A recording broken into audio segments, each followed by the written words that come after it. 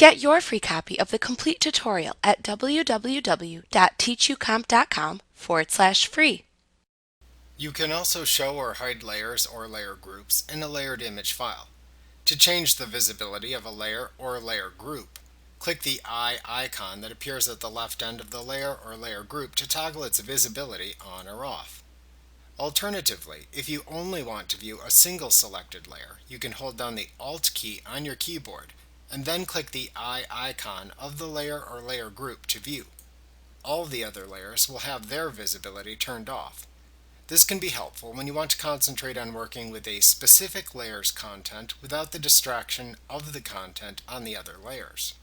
To make the hidden layers visible again, hold down the Alt key on your keyboard and then click the same eye icon again.